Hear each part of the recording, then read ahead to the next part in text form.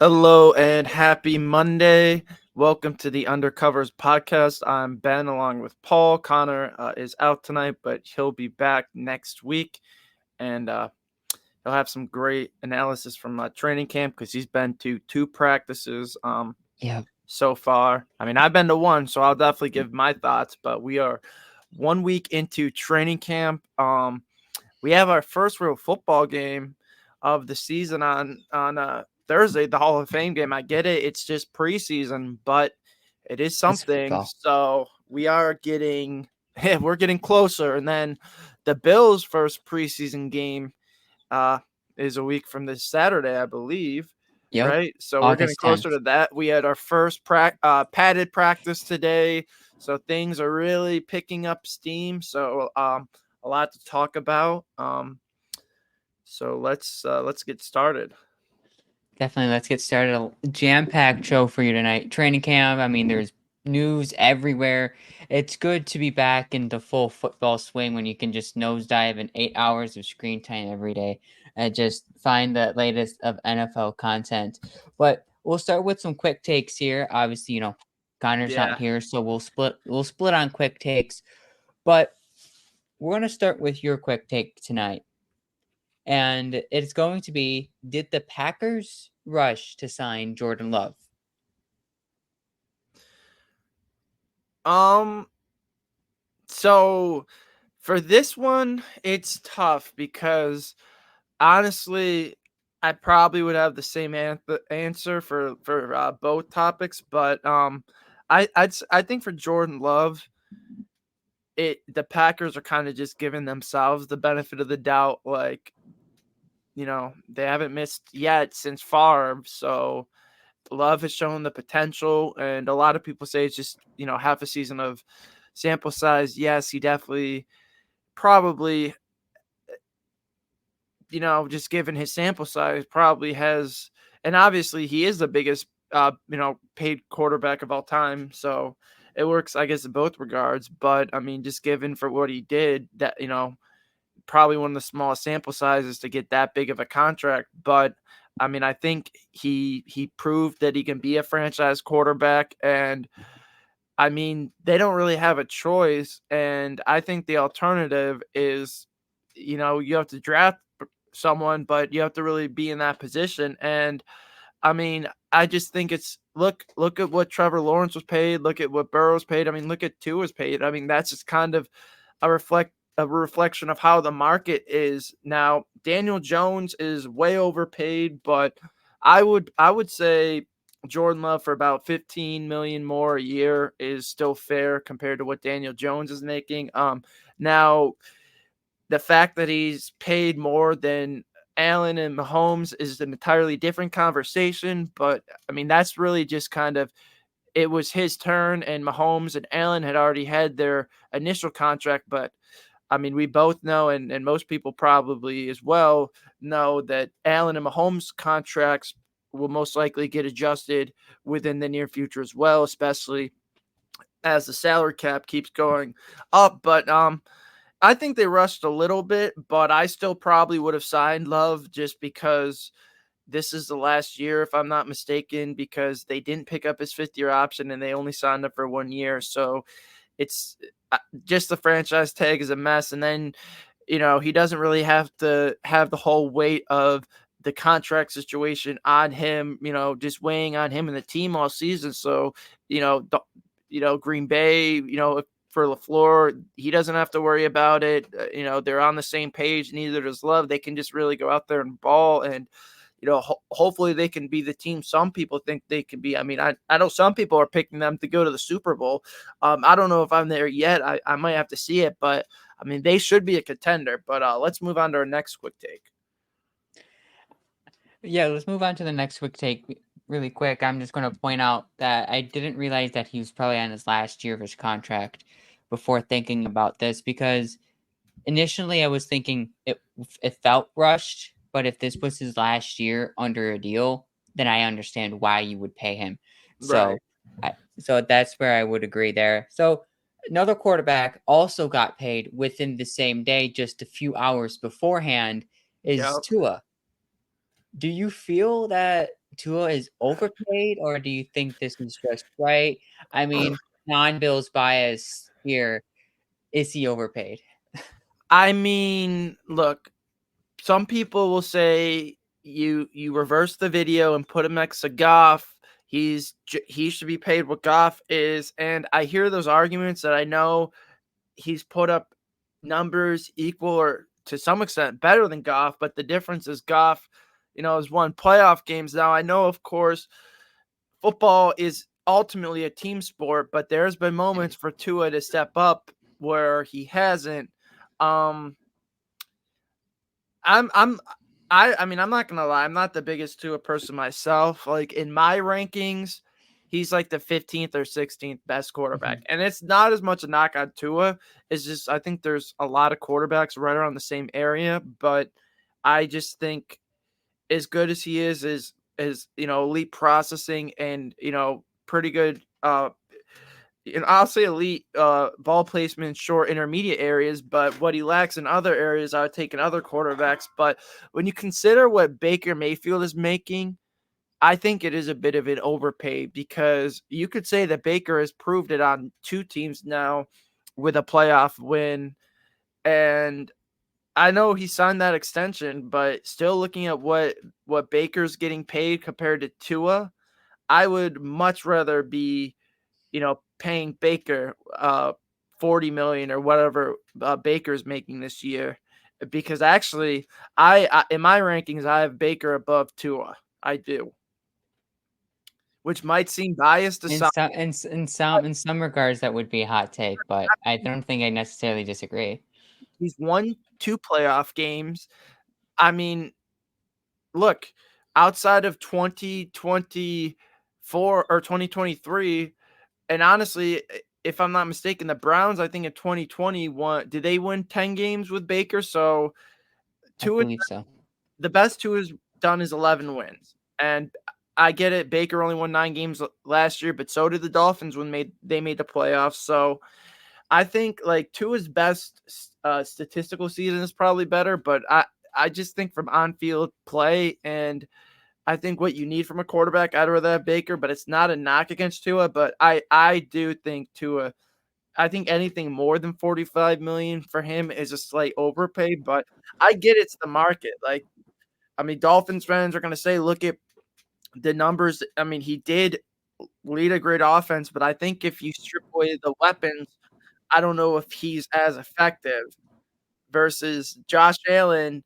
They took away Diggs and Davis, and I mean, some of us might argue that the weapons are almost better this year than in previous years, just compared, the variety and overall number. But I mean, you see it with other quarterbacks when they strip away the weapons, they're still able to make it work and be successful. And I don't think Tua will be able to do that. I mean, who knows? Maybe he'll prove me wrong, but I think it is a slight overpay. But given I mean, what was the other option? Maybe see if you can get a shot at Dak. I mean, that's what I said a couple of weeks ago. I mean, but who knows? I mean, Dallas would be almost be stupid to let Dak go because what are their options after Dak? Is it Trey Lance?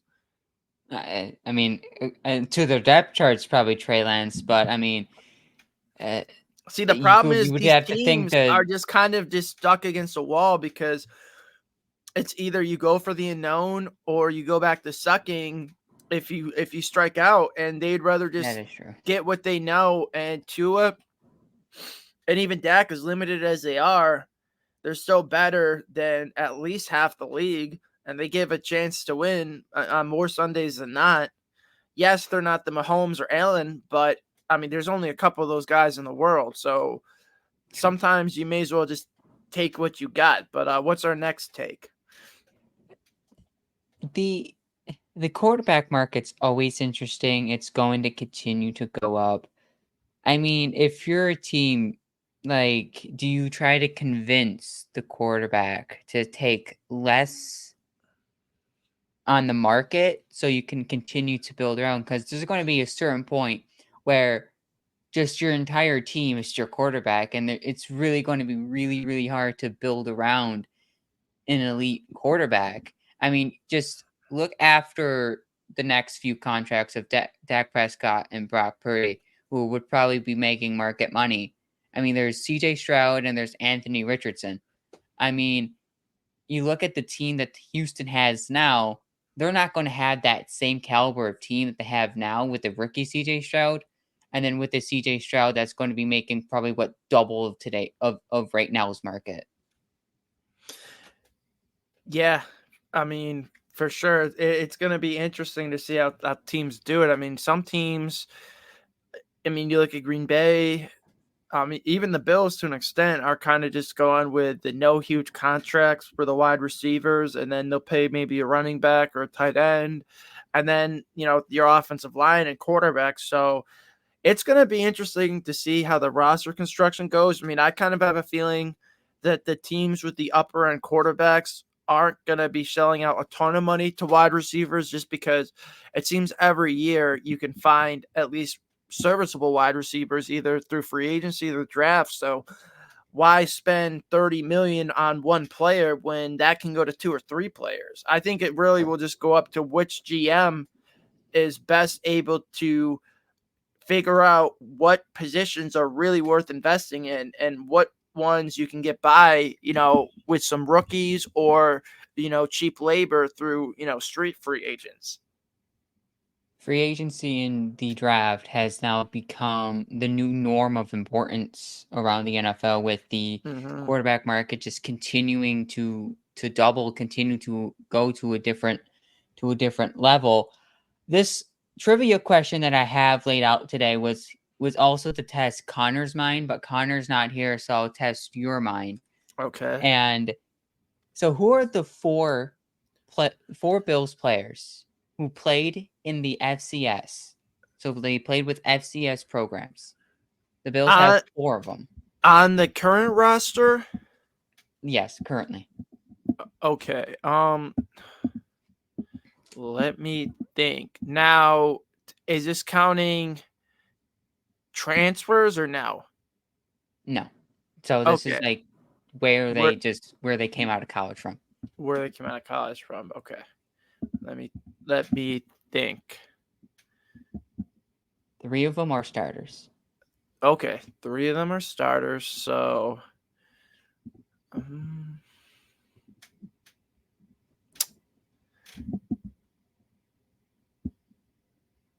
I. Oh, Teron Johnson is one, isn't he? Yep. Yes, he Yep. is. Yep. Okay. So there's one off the Weaver board. State, right? Yep. Okay. Let me think. So I can kind of probably just go across the board. So if you go that's easy now. If you go defensive backs, because Christian Benford went to Villanova, so he's He another did. one. So there's two out Uh, of the four. so is the other starter on offense or defense? Offense. Offense. Okay, let me think. Mm, you would think it would probably be, yeah, it's on the offensive line because Spencer Brown went to Northern Iowa, right? He did. He did. Okay. So now let me think: was the other player on the 53-man roster, or are they just on the 90-man roster now? Last year. Yeah. Right now, last year, this guy he was activated to the 53 because of injury, but he was primarily a practice squad player. Defense, Offense. offense. Oh, I did ah, some research into this school as well, just to make sure they were on the FCS level. yeah. I don't know. I give up. Well, they're an FCS level school until this is their last season on the FCS level. It is UMass, Andy Isabella. Oh, okay, that's right. Andy They're going to the Isabella. Okay. MAC after this season, so they still would technically qualify as a FCS school. Next year would be three if uh if every player on the current Bills roster stays the same under the starters. Got you thinking a little bit before we head into training camp topics. Yeah. No, I mean, I didn't even think of UMass. I for some reason just thought they were FCS, because probably just because they're in the college football game. But Mm-hmm. Yeah, let's get into some Bills talk right now. Yeah, let's get into Bills talk because you and Connor were on the first there at the first day of training camp, Right. just watching. First day of training camp is obviously different than the fifth day of training camp, but I guess what Sure. are some of your takeaways that you took in at training camp, and then maybe some overall takeaways that you have during training camp. Give maybe two, three, then I'll give a couple.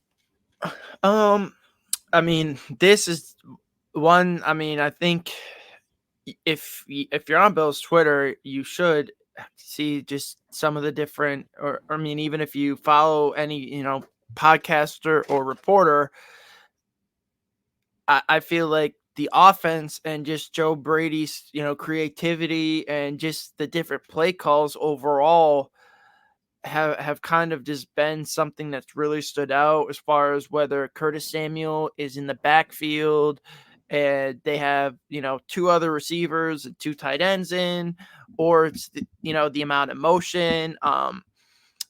And then you obviously see some interesting personnel pairings, which we can get into it a little bit, but to me, it's definitely just Joe Brady and how this offense looks pretty much the official first year of the Joe Brady era, because last year, obviously, he took over midseason and did a very good job. So it's going to be interesting to see what the Joe Brady offense officially looks like. And I think we're getting a little bit of a sneak peek in training camp, but that's definitely um, a big takeaway. And I'll give you one on the defensive side now.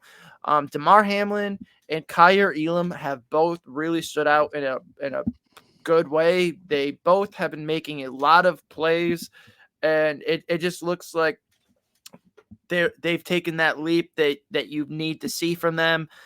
Gregory So looks unbelievable as well. This really might be his first career double digit sack season, and I mean, he's playing for that contract, so I mean, He is.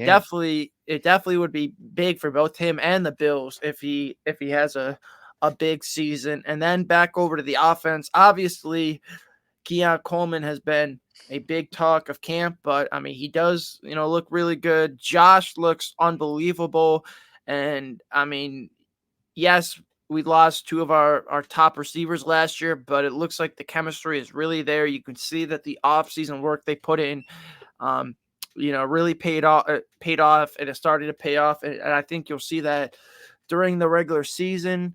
And I just think it looks like there's just a new energy, with the team. Like everyone just looks, motivated to play, like they're playing for each other. Um, it looks like they're really just having fun out there. The vibes are really, really high right now. So it's just, something really good to see going into the season compared to last year. A training camp. Obviously, you had, day one was the whole Stephon Diggs press conference where, you know, he just had to reassure everyone he wanted to stay in Buffalo, which obviously was not true. But you can just kind of tell that the energy is up this year. Um, so it's really, really good to see. So I'm looking forward to you know the season, just from the first couple of days. But I mean, it's going to be nice to see um, how this team evolves as training camp keeps going, and then as we get into the preseason. It's a refreshed, renewed vibe around this Bills team. It feels like honestly, it feels like it's the best. It feels like it's the one of the best vibes I have felt around this Bills team in a long time. I mean, you would probably have to go back to when, the Bills traded for Stephon Diggs and, probably that offseason and heading into training camp where, vibes were really high and, things felt like they were in place. And that's what it feels like this offseason. And I Mhm. was genuinely gratefully surprised by the how well the offense just looked in that in the first 5 days. They had some struggles, the miscommunication and with the quarterbacks and wide receivers is going to happen, but I would rather have it happen in practice, you know, kick out the kinks and cobwebs just a little bit in training camp. They're going to happen, but I'm really surprised and really thankful that, the off-season work with Joe Brady and, individual workouts that they've probably done to the side, it's really worked out because the connection between Josh and Keon, like if this wasn't Keon's rookie season, you couldn't tell. You couldn't tell this is Keon's rookie season because he's out there full on chemistry with Josh Allen. It seems like everything that Josh throws to Keon and basically to any wide receiver in this offense, they're catching it.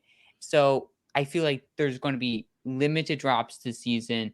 The chemistry is there, and I really like it. We're seeing different things with Joe Brady, and they threw out they've been throwing a lot of play action, with Josh Allen in this offense. It's all around Bill's Twitter. And I'm happy they're going back to play action because you remember Josh Allen in play action is one of the better or one of the best play action quarterbacks in the NFL. So if they can go back to that, kind of the old style offense or like the old style, but refresh it with a Brady twist, that would be really, really welcoming. And it would be really, really fun to watch this season. You know, Flip it over to the defensive side of the ball. They were a little slow, which is okay. They're not in pads until today, until today. So they were going to look slow anyways from the get go. But it seems like this defense is going to be an issue because it seems like during the one-on-one drills today, the defense was getting through. They were able to stop. They were able to get into run gaps.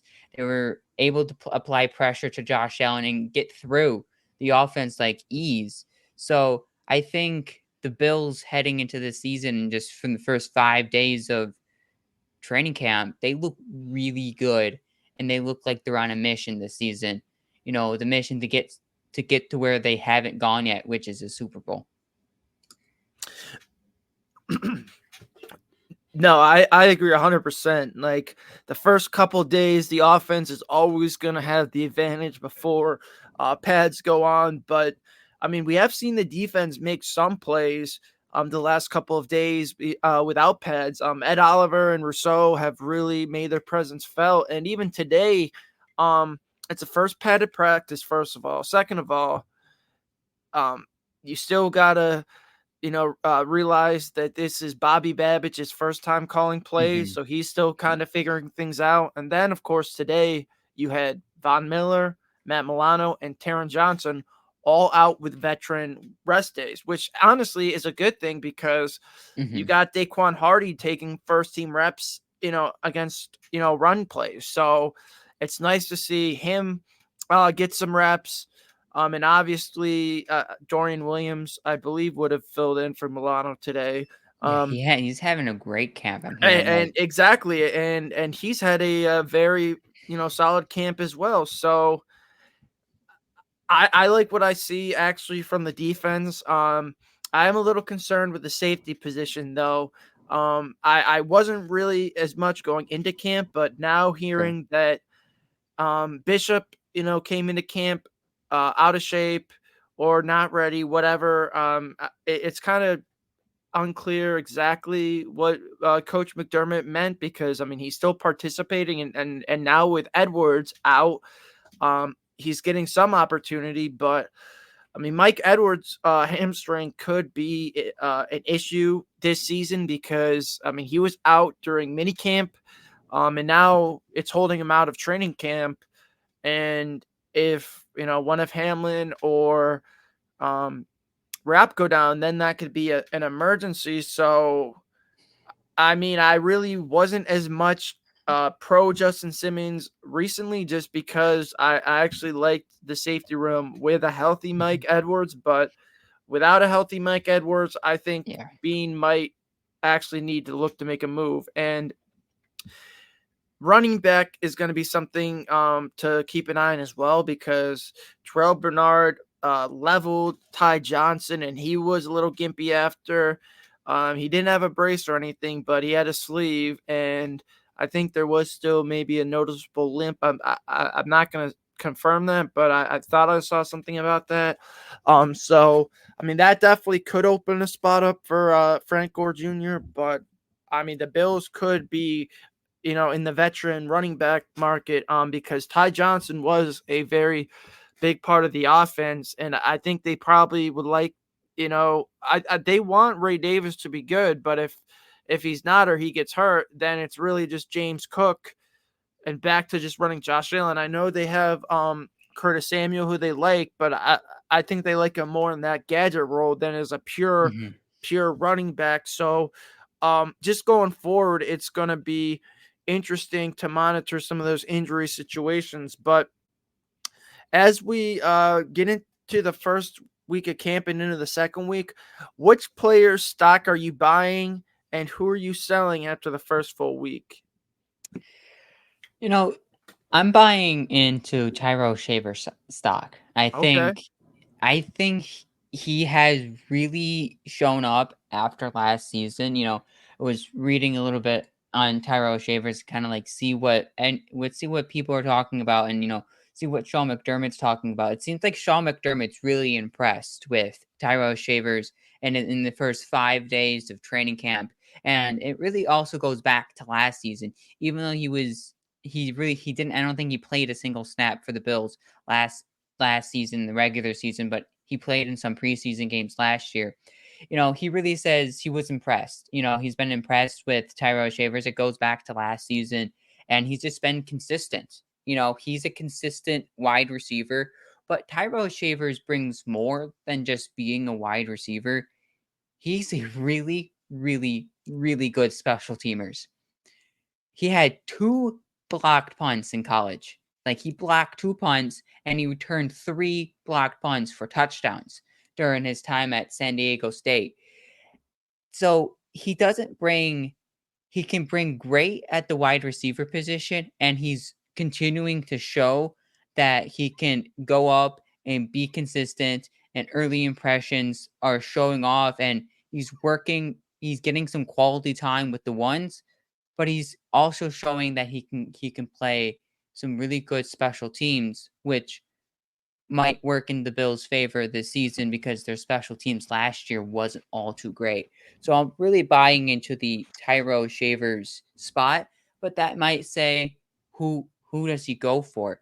With Chase Claypool injured, So could Chase who are you Claypool fall? selling now? So who am I selling? I really didn't think about this too much, but the first thing that did come up to my mind when I was thinking about on this topic is Connor McGovern at center. Oh, The yeah, last that two kind of has last been an issue yeah. um recently. So yeah, that's something that uh, who knows, we might Not see saying it's over, Van but for Pran him at center, but I Granger really sooner want to than we see what expect. Brand Granger can bring. 100%. Yep. So let me do mine. Go for it. Number Interested to one. hear. I mean, I actually was kind of thinking of giving a shout out to um our guy Tyrell Shavers. I'm glad you did. I've actually been saying last year, and it's now it's even more frustrating to see. You spent a draft pick on Shorter when Shavers is essentially the same Yeah. player, but actually a better version, and he was undrafted. Once undrafted, yeah. And you could have gotten guys like a Trey Palmer, guys like Demario Douglas, guys like Puka Nakua, Andre Yasovius, or um, even A.T. Perry at that spot. You took Shorter in, and now it looks like Shorter is never even going to make a roster unless he really does some uphill battling the next couple weeks, which he can. But I mean, so Hmm. far you haven't really heard much of Justin Shorter. But I'll stick to the receiver theme, and instead of Shavers, I'll go with the Matt Collins hype. Now I've always kind of been a fan of Matt Collins, and it's not even because of just his eccentric personality. It just kind of his quirkiness. Even though No shoe now that now. I'm getting to know him more, he's unbelievably amazing. So I really like him for his personality too.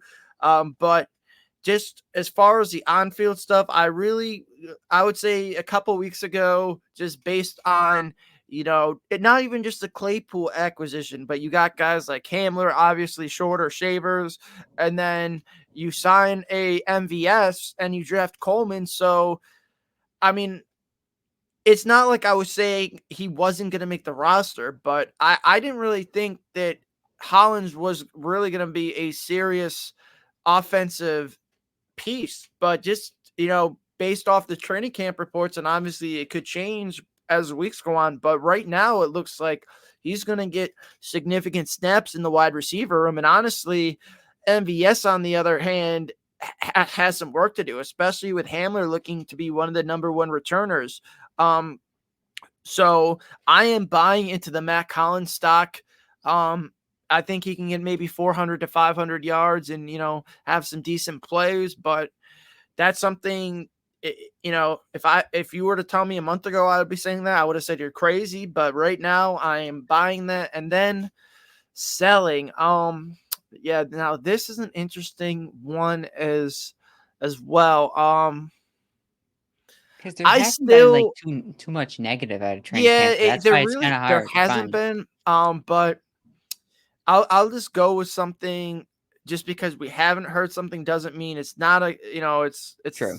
it's still not a weakness. I'll go with Taylor Rapp. I still am not really buying him as the long-term solution or the full year starter at safety. I think he's a good third safety and can make plays here or there, but I still think he's too much of a liability personally. So I don't necessarily trust him as the starter. So right now, I'll say if I had to sell anyone, it would be Taylor Rapp as a starting safety.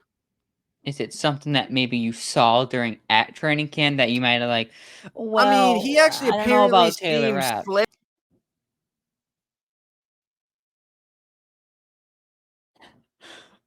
There goes Ben. So we were just talking about buying and selling here on the undercovers here. We'll wait for Ben to come back. He was talking about, the uncertainty of Taylor Rapp at the safety position, which I'm not necessarily going to disagree on. Taylor Rapp Taylor Rapp definitely has some things to show because he only had limited snaps last season for the Buffalo Bills at the starting position. So I think that Taylor Rapp is somebody, and there's Ben. start up. Something happened. Yep. I accidentally clicked. I mean, I've heard he slimmed down, is in better shape. I'm just a skeptic, and until I see him really play good for a long stretch of games, I don't necessarily buy the hype. But I mean, we'll see. I mean, I don't. It was just saying just to fill some airtime. It was talking about with exactly what you were saying, the limited snaps. Like we haven't seen enough of Taylor Rapp at the starting safety for the Buffalo Bills, which that's why Cole Bishop was an honorable mention for me to buy a stock, was because it seems I'm not too clear on what the coaches are saying. I don't know if I'm too clear on Cole Bishop and what he's saying. What they're saying with Cole Bishop, is he out of shape? Did he not come into camp well? Or is he going to get it? Or is he going to get a starting role on this team? So Cole Bishop definitely to me seems like Cole Bishop seems like he's one step ahead on some of these other safeties because you look at some of the tweets or the reports out of camp with Cole Bishop. It seems like he's one step ahead. His speed is there. He's jumping on balls, Mm, and he seems like he's really good in coverage. So I'm just a little confused in what the coaches are saying, but I really I feel don't like know if Cole I've Bishop heard is it. that necessarily. I mean, I think he's got potential, but yeah, I mean, I think what I heard is he wasn't in shape, but I mean, he's getting reps because of Edwards' injuries, and he is performing. I guess we'll just have to see with Bishop. But Hamlin's definitely a threat to start at safety. That's a legit story. Just as we wrap up our Bills talk today, who are you looking out for as week 2 is about to start? With week 2 of training camp, you know, I'm going to keep my eye on. I'm going to keep my eye on the running back room. Okay. Running back room as a whole. Maybe if I'm going to point out one player, Ray Davis. It seems like his He's had a stock strong as a camp so far. Yep. yes, it seems like his stock as a rookie running back so far is just continuing to go up, and it's only going to continue to go up from here. His shiftiness, his speed, his ability to hit the gap. I think he's going to bring a new life to the Bills running back room behind James Cook. I mean, if James Cook doesn't have maybe has some issues during the season, we could maybe be talking midseason Ray Davis getting some starting snaps at running back because he seems that good. Yeah. Yeah, I'm excited to see Davis as well. It's just this rookie class as a whole seems like, I mean, outside of really Grable who struggled, it seems like everyone or most of them are living up to the billing and performing well. And it's funny. I'm sticking with the rookie class as well. I'm interested to seeing Dwayne Carter more Mm-hmm. as we go forward. I think he really has a big chance to make a huge impact year one as a D tackle in this rotation. And I'm excited to see him in the preseason as well as every other rookie, of course. But it's gonna be fun. As we continue. And next week we should have a Bills guest, so we will definitely announce that. But other than that, as we wrap up tonight, the only other real NFL news, well, I guess outside of Danico Autry being suspended the first 6 games due to substance abuse, and that will um, affect the when the Bills play the Texans because the Bills play the Texans week 5. Colts edge rusher Samson Abukum tore his Achilles, which is very, very unfortunate because he is a Unfortunate. very good pass rusher and had 9.5 sacks on their rotation last year. Of course, they drafted Latu this year. So it's not like they don't have any pass rushers, but I mean that just hurts the depth, and you hate to lose a guy, especially before preseason even starts. So that just really sucks. So hopefully, I mean, there's been a couple other injuries too. So Sam Williams, I believe, tore his ACL, and then we had a couple corners go down. So I just hope that's really the end of it. As far as I mean, obviously it's football. When the season starts, you can't prevent any injuries, but I mean, you hate to see it right before the season even starts. Absolutely. You don't want to see any of these injuries. There's another one. The Colt, not the Colt, the Lions kicker tore. I think he tore his Oh, good hamstring. call. Yep, Michael But Badger. Yep, they have a pretty good backup behind him, and Jake Bates, sure. who I'm a kicked big field Jake goals Bates fan. for Michigan at the UFL, and he did pretty. If you watch any of Jake Bates' tape, he did pretty well with the Michigan Panthers. Kicking at Ford Field, but the Nico Autry suspension, it makes me interested to see what the NFL is going to do with Rishi Rice. Are they going to suspend him, or are they just going to let what he did, the reckless driving, in the off season, are they just going to let that slide? It will be interesting to see what the NFL does with that coming out of with the all tree suspension. But big blow to the Texans. Bills won't see them week 5. That would be something more to talk about as we get get closer to week 5. See where the Bills are at. If see what a all tree suspension does to a Texans defense, and For sure, it will be does it really interesting. impact them at the beginning of the season? Because look at it, Bills' first 6 games are really really tough, and if the Bills can escape 4-2, that'd be great. But 5-1, that would be awesome to go into the next quarter of the season. Sure. I mean, I'll just start. I'll sign up for 4-2 even, but let's just get to week 1 first and start off from there. Hopefully, go to 1-0 and then 2-0. Down in Miami week 2. But that will do it for tonight's episode. Make sure to follow us on all audio platforms, as well as subscribe to our YouTube channel and follow us on X or Twitter or whatever you call it now. Next week again, we'll have a guest to talk some Bills, and Connor will be back. Of course, to give his Slacking. thoughts on Bills camp. So, other than that, that should do it for tonight. Have a good night, everyone, and go Bills. Go Bills.